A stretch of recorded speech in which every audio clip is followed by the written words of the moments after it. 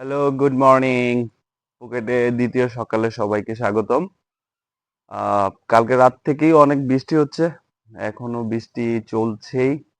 তো ঘুরতে বেরোবো ভাবছিলাম, কিন্তু ঘুরতে বেরোবই, যাবই, বৃষ্টির মধ্যেই যাব। তো আজকে 3টা প্লেসে ঘুরতে যাব, তো ওইটাই শেয়ার করব আপনাদের সাথে। অলমোস্ট সকাল নেই, দুপুর হয়ে যাচ্ছে, 11টার উপরে বাজে। তো আমরা বেরোচ্ছি এখন। ফার্স্টে আমরা ওল্ড টাউন যাব। তো ওল্ড টাউনটার পরে তারপর যদি বৃষ্টির আবহাওয়া ভালো থাকে, বাকি প্লেসগুলো ঘুরবো। লেটস গো, হাইতে থাক। ফার্স্টে চলে যাবো এখন ওল্ড টাউনে, বৃষ্টির মধ্যেই। তো রেনকোট নিয়ে নিয়েছি। আহ এই আমাদের রেনকোট। থাইল্যান্ডে এরকম রেনকোট পাওয়া যায় 30 থেকে 40 বাদের মধ্যে। অনেকে বৃষ্টির সময় আপনার কাছে 100 বাদ চাবে, তো একটু ঘুরলেই 30 থেকে 40 বাদের মধ্যে রেনকোট পেয়ে যাবেন। তো এগুলো হলো ওয়ান টাইম রেনকোট। তো বৃষ্টিতে ভালো কাজ করে।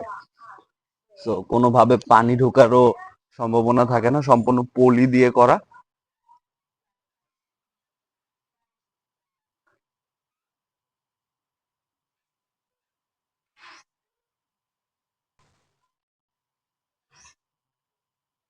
আমাদের পার্কিং এ চলে এসেছি।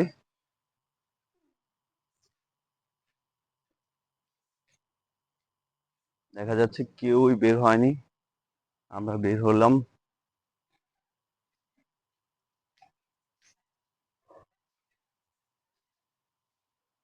এই সে আমাদের,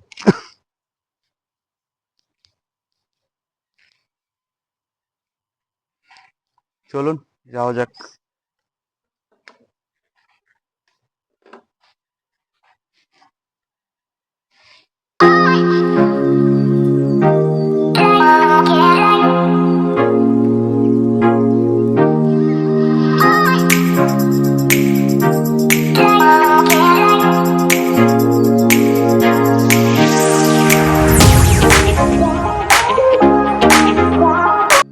সো আমরা যাচ্ছি এখন ফুকেট ওল্ড টাউন।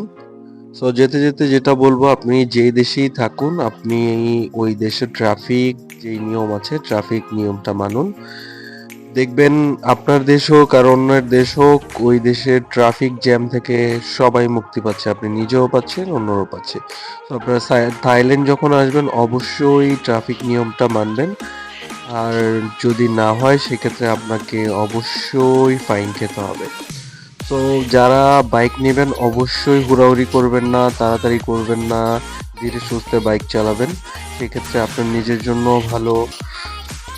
বিদেশের বাড়ি যেয়ে যদি কোনো একটা অ্যাক্সিডেন্ট করে ফেলেন, সেতে আপনার ট্যুরটাও বৃথা যাবে এবং আপনি নিজেও খুব হ্যাসেলে পড়বেন।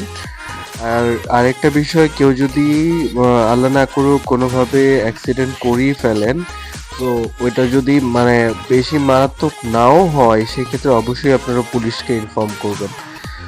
তাদের প্রত্যেকটা রাস্তায় ক্যামেরা লাগানো আছে। কোনোভাবে যদি কোনো অ্যাক্সিডেন্ট হয়, আপনি যদি পুলিশ এনওসি না নেন, সেই ক্ষেত্রে আপনাকে কিন্তু ইমিগ্রেশনে আটকে দেওয়া হবে। সো অবশ্যই পুলিশকে ইনফর্ম করে, ওইখানে কোনো ক্ষয়ক্ষতি হয়নি বা আপনি সুস্থ আছেন সেটা অবশ্যই তাদেরকে ইনফর্ম করবেন। ইনফর্ম করে দেন বেরোবেন। চলুন রাস্তাটা দেখতে থাকুন। আসলে এই রাস্তাটা আমার অনেক ভালো লাগে, তাই আপনাদের রাস্তাটা দেখাচ্ছি।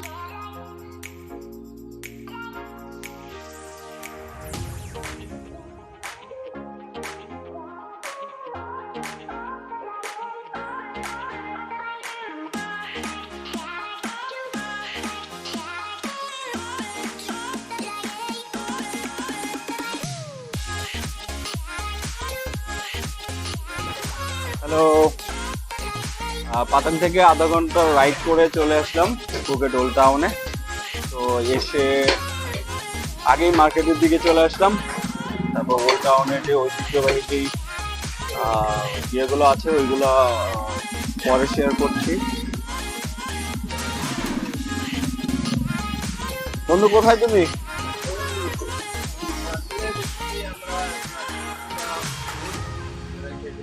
সো শহরটা দেখুন।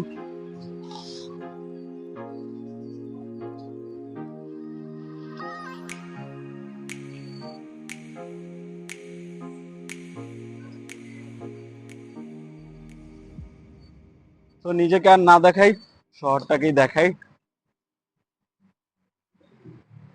ফুকেট ওল্ড টাউন থাইল্যান্ডের ফুকেট দ্বীপের একটি ঐতিহাসিক ও সাংস্কৃতিক স্থান। এটি থাইল্যান্ডের একটি প্রাচীন শহর এবং স্থাপত্য ঐতিহ্যগুলি পর্তুগাল, চীন, ইউরোপ বিভিন্ন সংস্কৃতির সাথে মিলে যায়। ১৬ শতকে চীন, ভারত, পর্তুগিজ ব্যবসায়ীদের আগমন ঘটে এখানে। তখন থেকেই শহরটিতে ব্যস্ত বাণিজ্য কেন্দ্র হিসেবে পরিণত করে। তো আপনারা দেখবেন এখানের প্রত্যেকটা স্থাপনা ইউরোপ, চীন ওদের টাইপের। দোতলা বাড়ি বা একতলা বাড়ি। বাড়িগুলো দেখতে অনেক সুন্দর। প্রত্যেকটা বাড়ি রংচটা বিভিন্ন কালার দিয়ে করা। এখানে আসলে আপনার মনে হবে অবশ্যই আপনি একটা রঙিন শহরে এসেছেন। সো মনটাও ভালো হয়ে যায়। আসলে অবশ্যই এখানে আসবেন।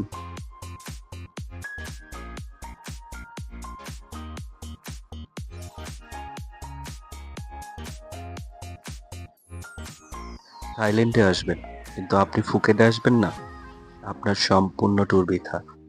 সো থাইল্যান্ডে ঘুরতে আসলে অবশ্যই ফুকেটে আসবেন। ফুকেটে আসলে অবশ্যই ওল্ড টাউনে ঘুরতে আসবেন। এই জায়গা থেকে আমরা কিছু পিক নিব, পিক নিয়ে তারপর আমাদের নেক্সট ডেস্টিনেশনের দিকে রওনা করব। সো সবাই দেখতে থাকুন।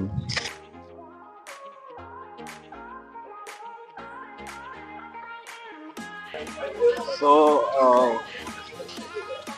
ফুকেট ওল্ড টাউন মোটামুটি আমাদের ঘোরা শেষ। এখন সালং টেম্পলে যাব। তো বের হয়ে গেলাম। আজকে এখানে অনেক ভিড়, অনেক টুরিস্ট। আস্তে আস্তে আপনাদের যেই সতর্ক আমি করছিলাম সেই সতর্কে আমি ধরা খেয়ে গেলাম। সো আমি পার্কিংয়ে বাইকটা রেখেছিলাম, তারপরও কেন আমাকে মামলা দেওয়া হলো বুঝলাম না। ৫০০ বাতের পার্কিং মামলা আমাকে দিয়ে দিয়েছে। জাস্ট আমি বাইকটা রেখে ১০ থেকে ১৫ মিনিট যে ভিডিওটুকু করতেছিলাম এর মধ্যে এসে দেখি আমাদের বাইক তালা দিয়ে রেখেছে এবং একটা মামলার স্লিপ ঝুলিয়ে দিয়েছে। সো সেই জন্যই ২ থেকে ২.৫ ঘন্টা চলে গেল। পুলিশ স্টেশনে যেয়ে মামলা ভাঙিয়ে এখন রওনা করলাম। সো অনেক বৃষ্টিও হলো, এখন আর অন্য কোথাও যাওয়ার সুযোগ থাকছে না। তো আমরা এখন কারণ বিচের দিকে যাব। সো দেখতে থাকুন।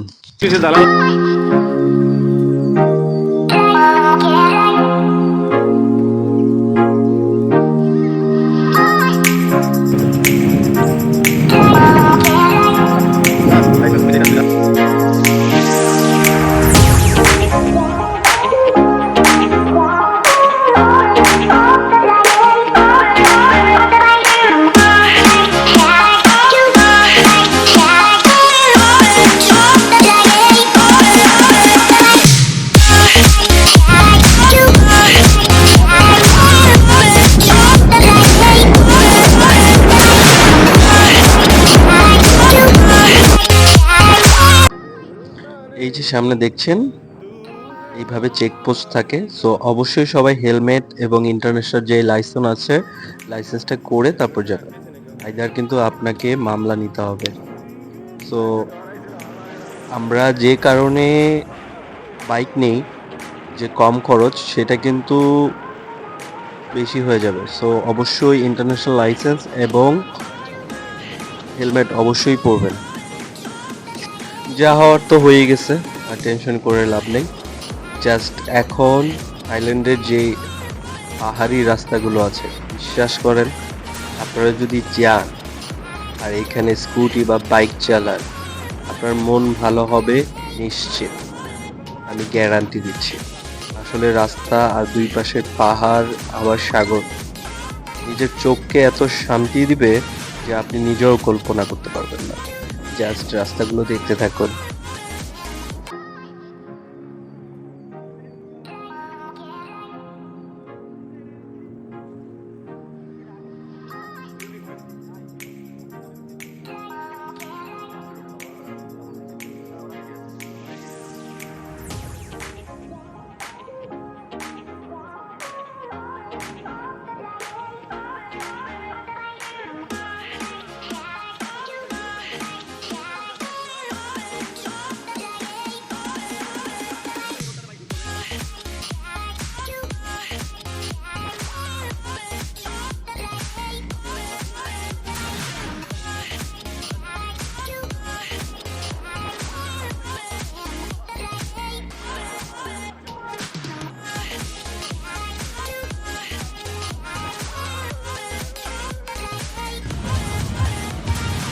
তো আমরা কারণ বিচে চলে আসলাম, এখানে কিছুক্ষণ সময় কাটিয়ে আমরা তারপর আমাদের রিসোর্টে চলে যাব, গিয়ে তখন নাইট লাইফের জন্য প্রস্তুতি নিব।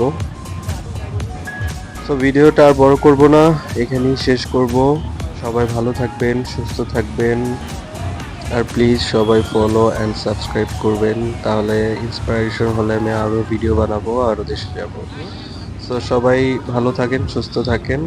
আল্লাহ হাফেজ, আসসালামু আলাইকুম।